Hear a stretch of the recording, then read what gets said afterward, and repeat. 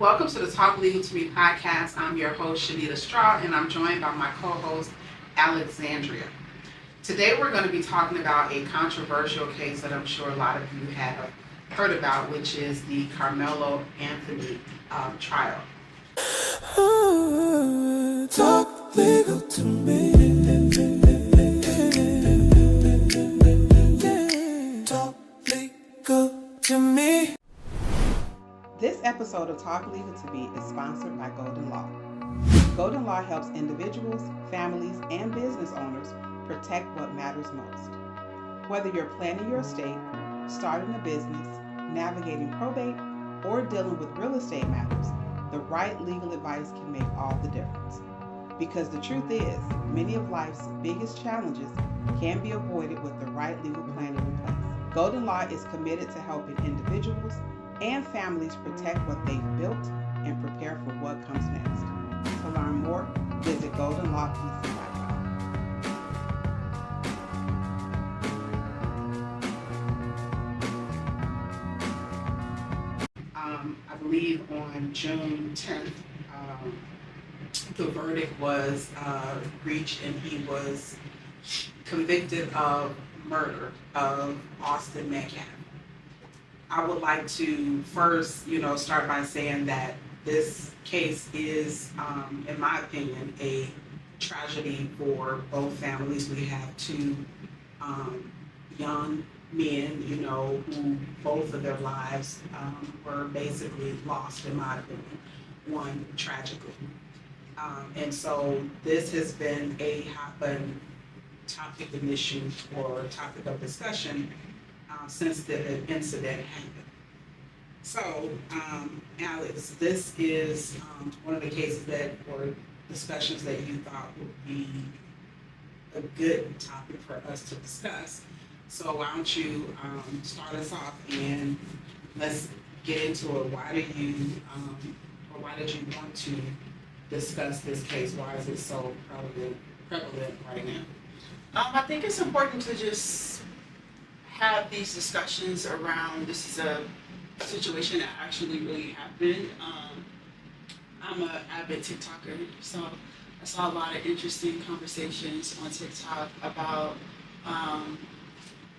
the verdict and a lot of people expressing a lot of frustration around how they understand the verdict and what they believe should or shouldn't have happened, and then also just a lot of confusion around the legal system and the what's the word I'm looking for?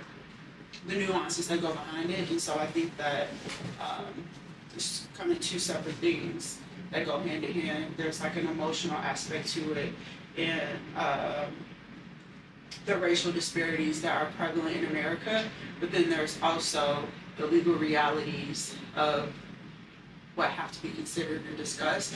And so I think a lot of what I was seeing, a lot of people were kind of misinformed about just the legal system altogether. Okay. So let's talk about what actually happened. So I don't have the benefit of having any of the actual facts from the case because I don't have any court transcripts or anything like that, but just from what was put out into the public, we had two young men who were at a track meet. The track meet, from my understanding, was rained out, and the school that Karmelo Anthony attended did not have a tent, and he and another friend of his went under the tent of another school, which is the school where Austin Metcalf was attending. And so there was some kind of confrontation that ensued where they were asked to leave. There was some pushing, there was some shoving, and then there was some something to the effect of testimony that Karmelo Anthony may have said something to the effect of, make me leave or I'll show you, in reference something in his backpack. And so as a result of being pushed and shoved by Metcalf and then some other individuals, I guess, under the tent, that's how the stabbing actually occurred. And he fled. We know that Metcalf ultimately died. And so now we have the case here. Karmelo Anthony was charged, of course, with murder, and then he was ultimately convicted. So, I guess the first question, is that, there was a lot of talk surrounding, it being, Karmelo Anthony acting in self-defense. And so from a lot of the things, especially initially that I saw in the media, there was a lot of, it was self-defense, it was not self-defense. So what do you think about this whole, self-defense caveat to it?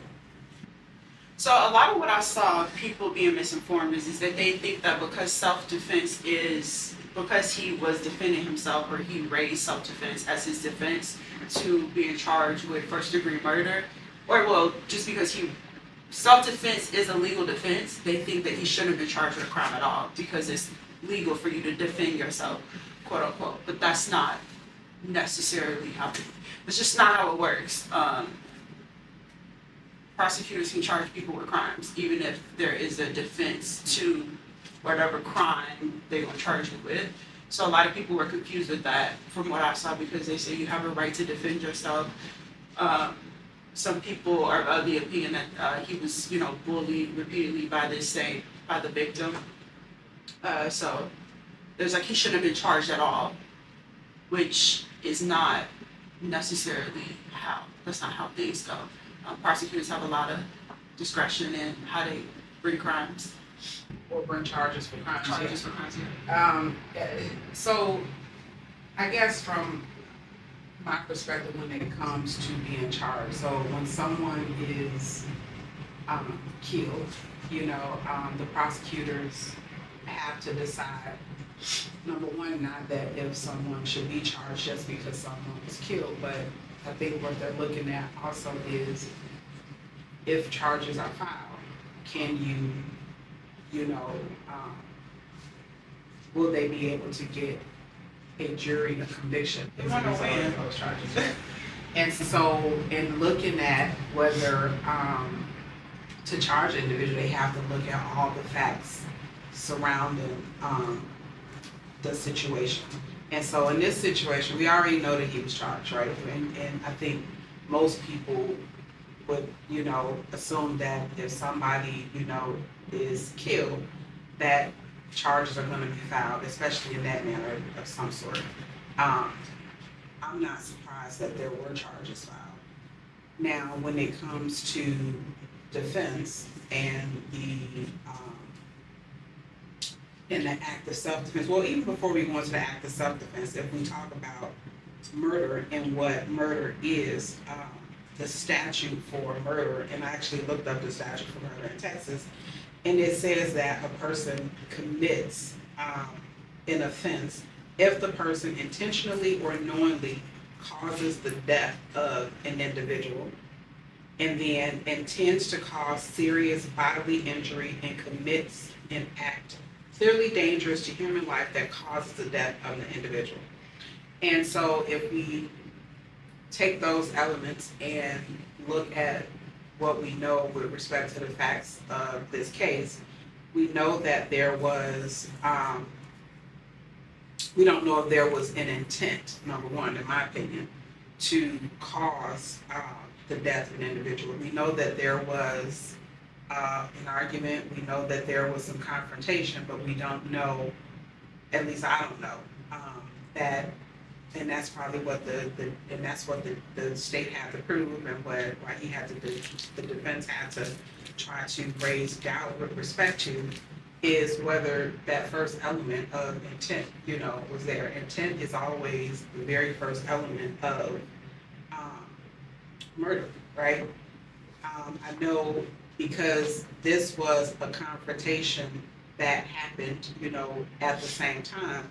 Texas statute talks about sudden passion, which means that it was passion directly caused by and arising out of provocation by the individual killed or another acting with the person killed, which passion arises at the time of the offense and is not solely the result of former provocation. So we know from, at least from the facts that I've heard in the media, that this would have been considered sudden passion because of the confrontation. So to some people, that may mean that that takes away the element of intent for murder if you're just trying to defend yourself, and in defending yourself, someone ends up dying. So I guess that's the first thing you have to understand when you're starting to talk about these things, what murder actually is, what the statute defines as murder. The other thing, when it comes to self-defense, we all have a right, of course, to defend ourselves with absolutely no problem, right? But if someone pushes you, does that necessarily mean that you are justified in shooting them for a push? Right. You have to use the same amount of force. Yeah. So you have to. There is a difference when it comes to defending yourself and then doing it with the same amount of force that the person that is trying to or is causing harm to you is using. So if it's deadly force, you can use deadly force with deadly force. But if it's a smack or a push, can you legitimately justify killing someone? So I think with in that scenario, who knows? I don't know what Karmelo Anthony was thinking in that tent with all of the track players from the other team. I don't know what they were. Who knows what they were saying that could have, I guess, incited some sort of fear within him to think that he had to defend himself the way that he did, that resulted in the death of Austin Metcalf. Yeah, I think that again, like who knows, right? At this point, I think it's kind of too late to talk about it. But I think the larger issue is when we talk about emotional regulation and what's really worth fighting for and what's important. I don't know in the grand scheme of things whether, I feel like it was worth it, but the bottom line is that, somebody lost their life, so charges were brought against this young man, and I think he was sentenced to 30 to 35? Yeah, so the verdict, after he was, convicted of the crime, he was sentenced to 35 years. I think when I read the Texas statute, it says that for murder you can be sentenced to anywhere from 5 to 99 years. Mm.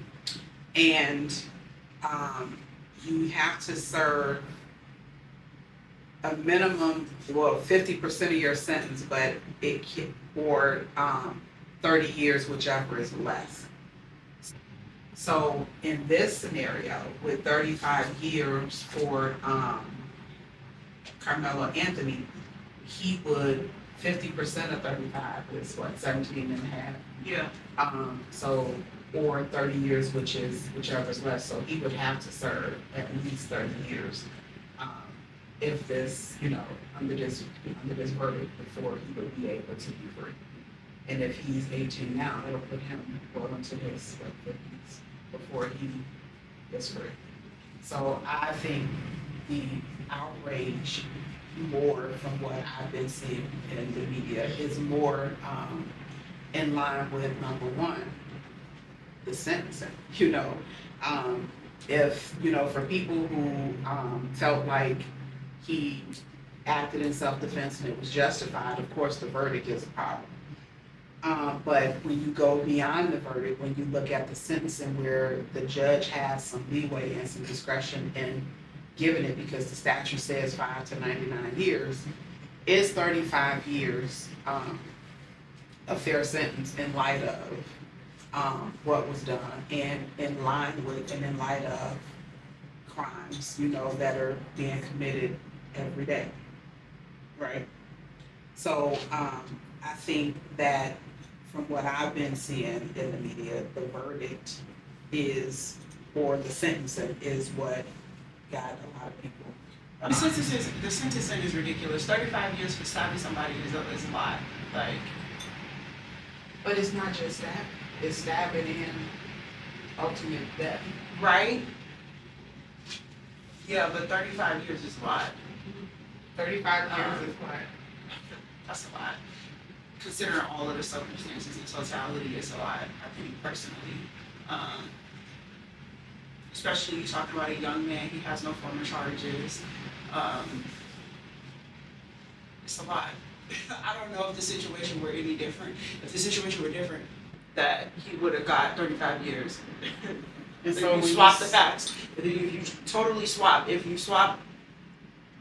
the victim was the young man, it was Karmelo Anthony, and the other victim was alive, I don't So think if 35 if Karmelo Anthony was the person who got stabbed and was was the killed, victim, yeah. and Austin Metcalf was the person who did it.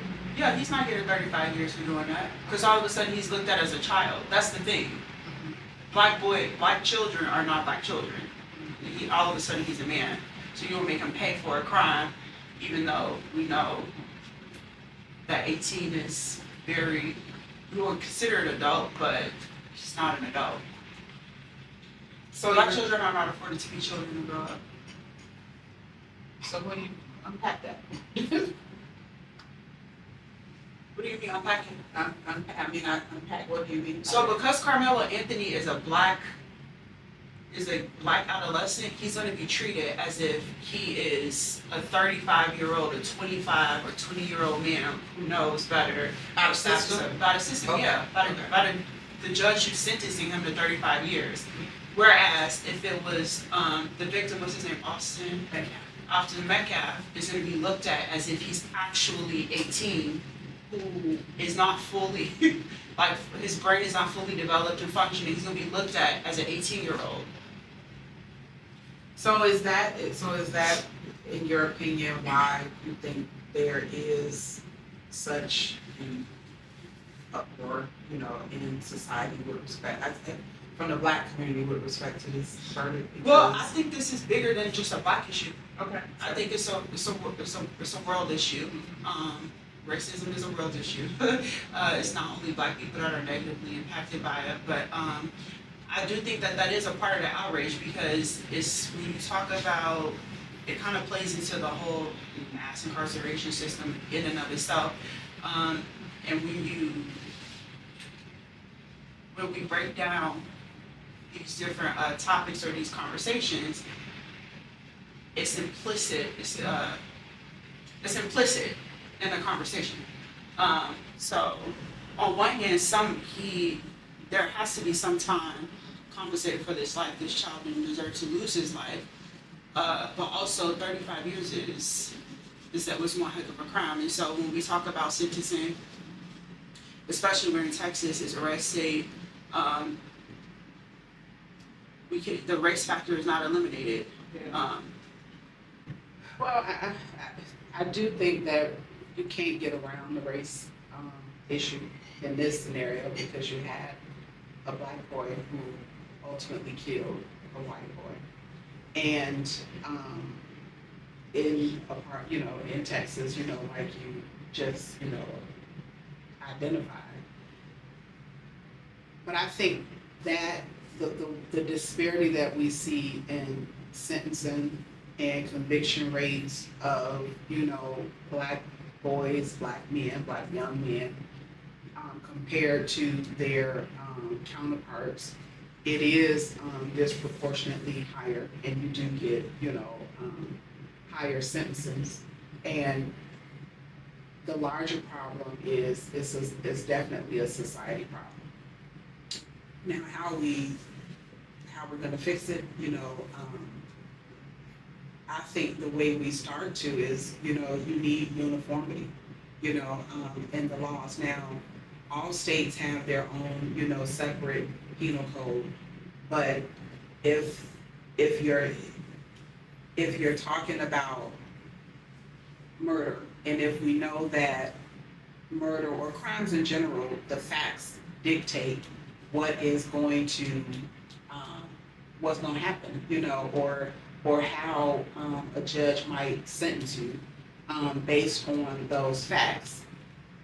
There needs to be something put in place to make sure that that happens. So to me, I do think 35 years for this situation where we know that there was some sort of confrontation. We know that there was more than just one person that was being the aggressor, in the situation. I think that 35 years in the grand scheme of things is a lot. But I think that when it comes to the sentencing and the discretion that judges have when they're imposing those sentences, there needs to be some sort of uniformity with respect to that.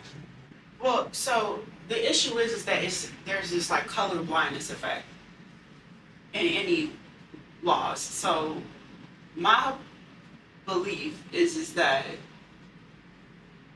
mass incarceration is the new Jim Crow.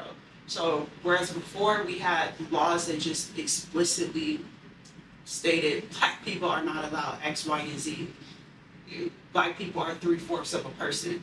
Now there's a color blindness added to these laws, so you can't directly address the racial disparity or inequity, which makes it a little bit more difficult to challenge it because on its face, it's a legal sentence because it's 5 to 35 years. But why is it? Let's talk about why does murder have that big of a gap? For what? What's the legal justification behind 5 years versus all the way up to 99? Well, for one reason, because there are different reasons. There the facts that would, I don't want to say justify murder, but the facts surrounding why someone would have been murdered, it mattered. That's why I think that's where the disparity. That's why you have that big span. And that's where you get to add the color blindness to it. The facts matter, meaning who's committing the crime in itself is a part of the facts. Right, but the intended purpose of the 5 to 99 years is to give judges discretion, right? To be able to take the facts that were brought out at the trial and take whatever mitigation, that the defendant, is going to offer up, listen to the victim impact statements, and then take all of that together using their discretion to come up with a fair sentence for the crime at hand.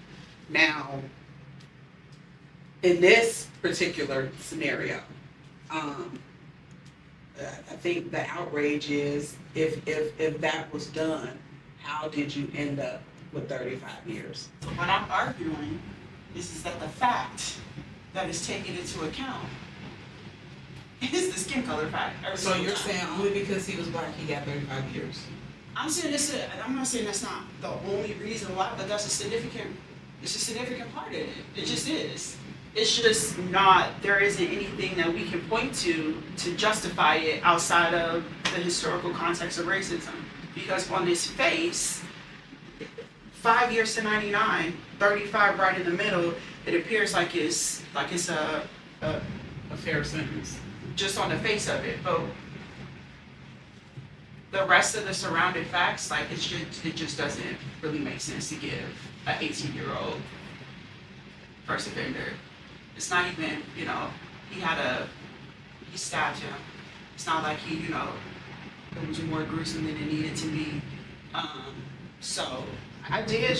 think when I was reading some of the commentary on it after the trial had started, I think there was some either police officer testimony or some body cam videos where it was said that after he ran, he fled, when the police caught him, they kept saying something like, I got the alleged, person, and he was like, not alleged, I did it, admitting the fact that he stabbed him. And then when he was riding in the police car, he said something to, he asked him, he started crying, and was saying, it was self-defense, and then he asked, is he gonna be okay, So there was some, I think you saw all of the childlike, tendencies that, an 18-year-old who just had this big traumatic event happen, displayed. And I think, the fact that, he asked if he was gonna be okay. Right. That, in my opinion, probably showed that he didn't intend, or didn't have the intent to kill him. But the judge didn't care about that when he was doing the sentencing. He Yeah, didn't take that into account. Well, I mean, I can't say that I don't know if it was, listen, I'm just trying to, I'm erring on the side of caution. Those are some of the things that are supposed to be taken into consideration when you are imposing, the sentencing. I think the readers should consider, Or listeners. listeners. One of my favorite books is The New Jim Crow. Okay. Mass incarceration is the new Jim Crow. It's just the way that the cookie crumbles. So I love the position that anytime young men or women are putting themselves in positions to interact with the police or to interact with the judicial system in and of itself, you already have to know that the cards are going to be stacked against you. Because one, you have overzealous prosecutors, because I think the prosecutor was overzealous in the way that she charged him with the crime even in the first place. Mm-hmm. It doesn't really, in my mind, make sense, which I guess we'll get to later. And the thing about all lawyers is that we all kind of got a killer instinct, we want to win. So you're going up against somebody who's going to be determined to win. And then a lot of prosecutors are self-righteous because they think that they're acting on the behalf of society and good, and that they're not racist. They uphold it, because not all of them are. But when you're working within a system that has not self-corrected and that doesn't even admit that these issues exist, or that attacks, look at all of the attacks that they did on the black prosecutors within the past year or 2-3 years, who tried to correct some of the things that are wrong within the system in and of itself. These are real things. So when you put yourself in certain positions, whether intentionally or not intentionally, these are the realities that you're facing against. So you're facing against an overzealous prosecutor, you're facing against an attorney who really likes to win, in a system that is inclined and that serves to benefit. The prison system is for profit. It's a profit. It's a business. It's a money-making business, for sure. A money-making business. I mean, it's legal slavery. It's a legal form of slavery. Yeah, I mean, I agree, with that.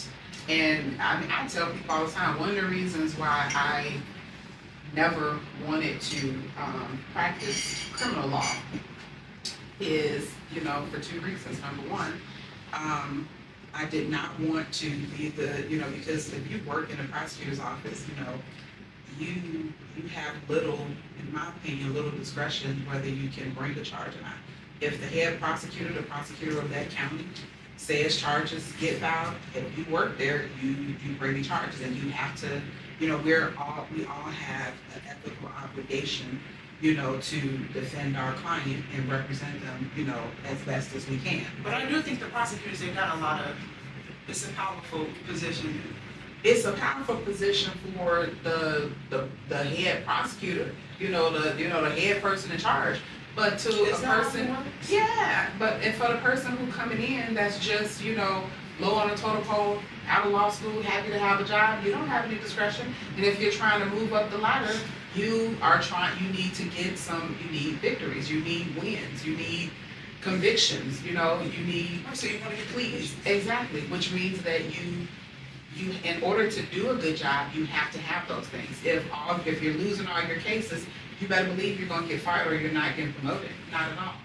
And so that's why, for me, going in that direction was not, you know, an option, because if I'm the person that's looking at the case and I don't feel like charges need to be filed because whatever the defendant did to do, that brought about, the charge was justified in the manner, or if I don't want to overcharge, just to try to get a conviction, I can't sleep at night doing that. And so, because I know that, that's why I didn't go in that direction. And on the flip side, I didn't, do criminal law to defend criminals, is because, number one, I don't want to be put in a position where I have, somebody that comes to me and admits to murder, right? And I'm using murder, as extreme, because this would be an extreme scenario where someone admits that they committed this crime, and then I have to defend them, especially if they were wrong and they met all of the elements of murder. Well, you meet all the elements of murder, and then I can get you off because of a technicality. That was the reason why, I just didn't want to go into that area at all, just out of, safeness. But we all have a responsibility as, individuals to try to help to correct, the system, because it's not right, and especially when it disproportionately affects other, Black people, minority people, people of color, things like that. But I just could not do that in that space. Well, I was never gonna be a prosecutor, so, but I could definitely do criminal law. And honestly, if one criminal gets away with a crime, like, it's not, Illinois has a really high conviction rate. So many innocent people go to jail. So, I don't feel bad, and then also, the legal system killed Jesus. I mean, He was charged with a crime that he did not commit, so. I agree. I have no problem getting criminals off. I just don't. Even people that deserve to be in jail committing crime. I think that's where you can decide the kind of cases you pick up. Somebody that committed fraud, I might not have a problem defending somebody that commits fraud. Now, rape, probably I wouldn't take on a case like that. But, somebody who stole something from a convenience store, assault cases, this case in particular, I don't necessarily have issues with it. I probably would have worked on the Diddy case. I don't agree with it personally, but it's a interesting perspective to take. Yeah, I don't think I would have offended him. I would have been like first chair or something like that, but I'm kind of hallucinating. So that's not good, but what I was gonna say is that in terms of the sentencing, it was a daycare owner. I think she was out of Boston. It's a Black lady. She ended up killing her husband because she found out he was sexually assaulting the children at her daycare. They still sentenced her to jail. Yeah, I think She got 48 months in federal prison. Yeah, so I think I saw that. What's the factor? She's a Black lady. And so the point that I'm making is she's defending children. They still brought charges against her. They didn't have to bring charges against her. Well, but she killed somebody intentionally. Her husband. And she killed him because he was harming. He was doing more than fondling. He was harming these kids that was entrusted in her care. And that's the other thing. She, so he got away with the crime. So what the point that I'm making is that they gave the lady 48 months in jail. That's 2 years. No, that's 4 years. That's 4 years. I think that's a lot for committing murder, and so what that means to me. Now I don't know what state did you say that? I believe it was. Let me double check. I think it was Massachusetts. So somewhere over east. So whatever state it was, whatever their sentencing guideline was, it probably was. Where was it? He was a former Baltimore police officer. The person who got killed.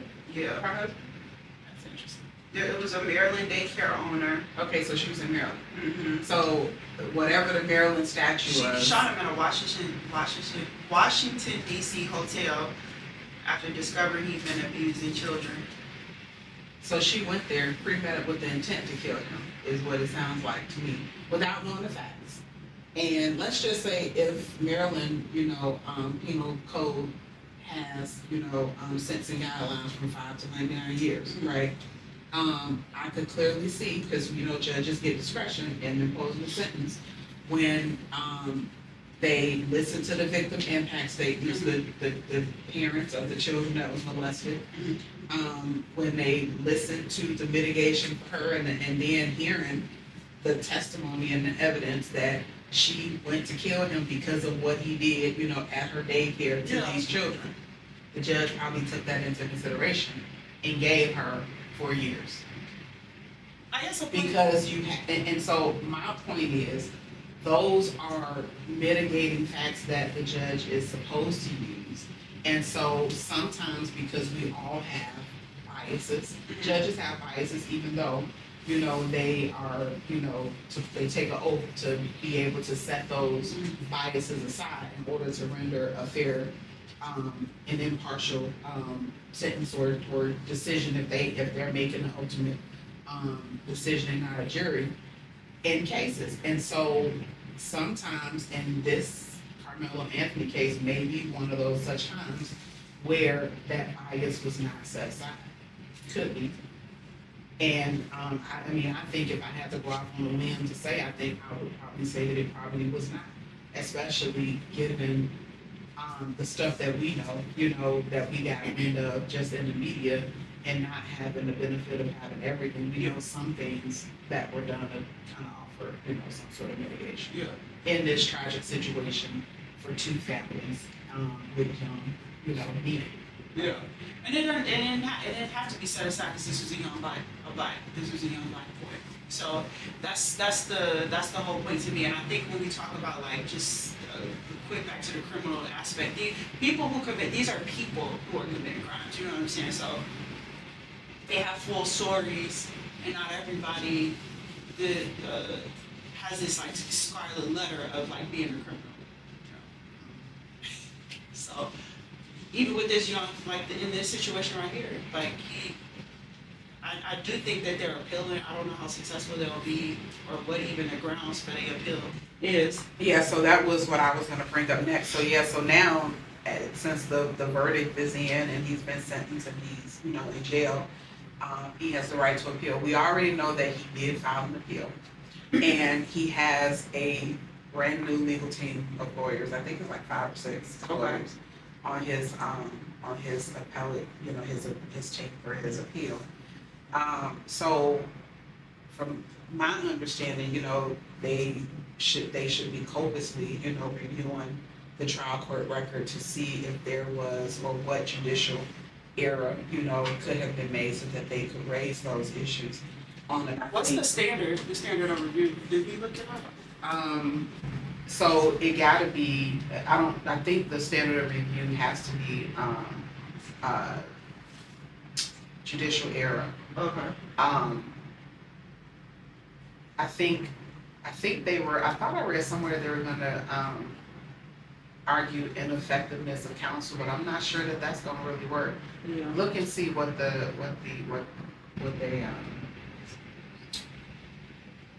but, from what I've read so far, I do know that they have to do, judicial errors for them. And reviewing the transcript is going to give them, they'll find what, all the different. So it says abuse of discretion, legal sufficiency of the evidence, and de novo review apply to the pure questions of law. Okay.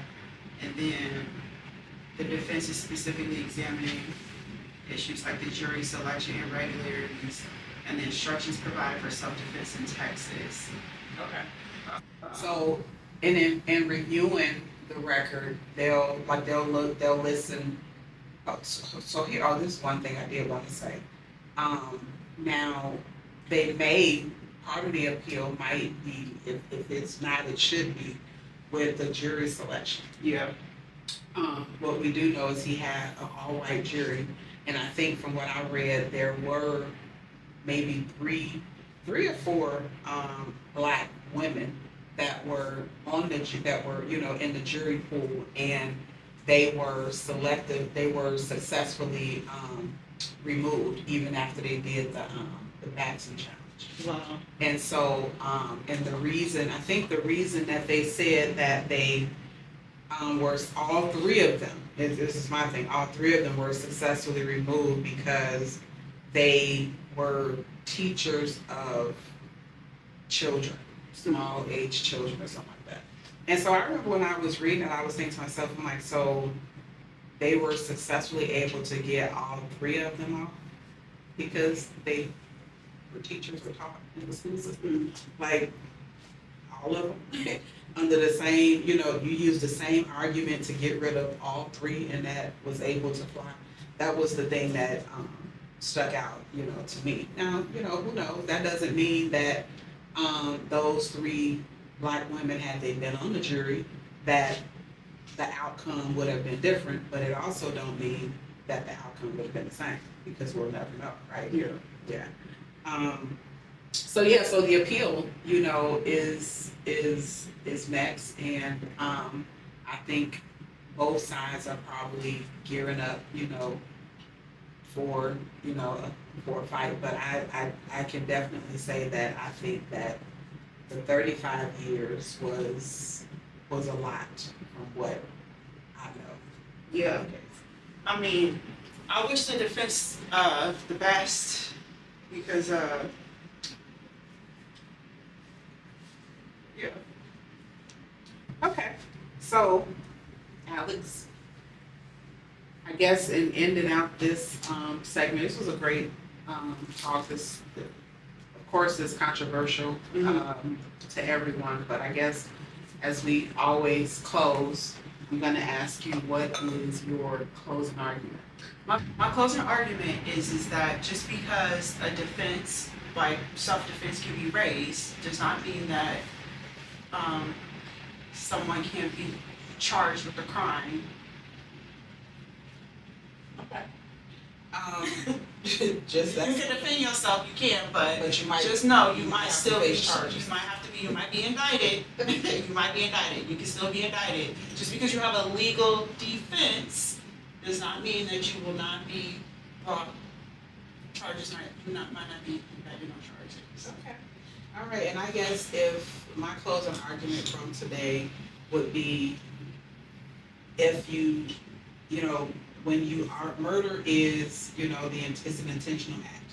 So if you are charged, with a crime, murder, whatever it is, you do have a right to defend. You have a right to defend yourself. Self-defense is something that we are afforded as individuals in society, but it's only to the level of force that is given, right? You have to meet force, the same type of force with force, and also know that the system that we are all living in, especially for colored people of color and minorities, is not the same as the system for everybody else. We are held and have always been held to a different standard, but we are not without hope, right?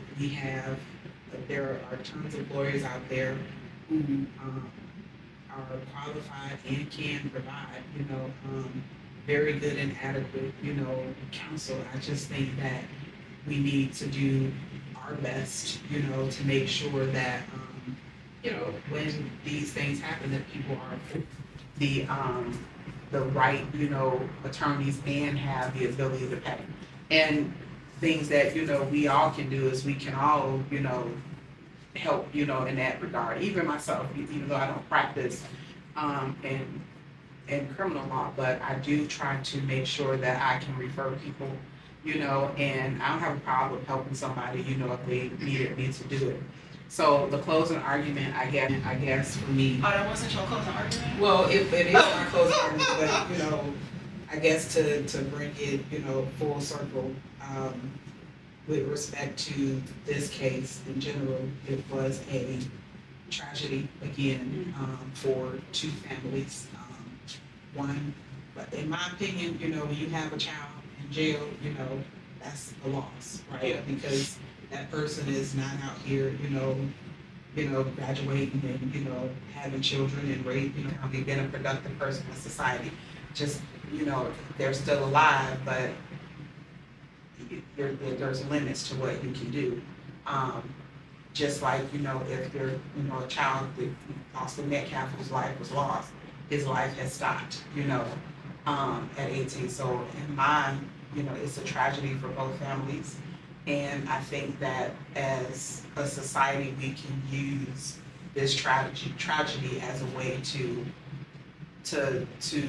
make things better for those of us that are left and for those, the younger kids that are coming. That's it. So thank you all for tuning in. I hope this conversation was a little bit insightful. thanks for tuning in. We'll see you next time on Talk Legal to Me. The information shared on this podcast is for educational and informational purposes only and is not intended as legal advice. Listening to this podcast does not create an attorney-client relationship. If you need legal advice regarding your specific situation, please consult a qualified attorney licensed in your jurisdiction. Talk legal to me. Talk legal to me. Break it down so I can see. Make the hard stuff sound so sweet. On the Talk Legal to Me. Talk legal to me. Oh, talk to me. Plain words, clear and easy. Every rule, every mystery. On the Talk Legal to Me. Yeah, I guess.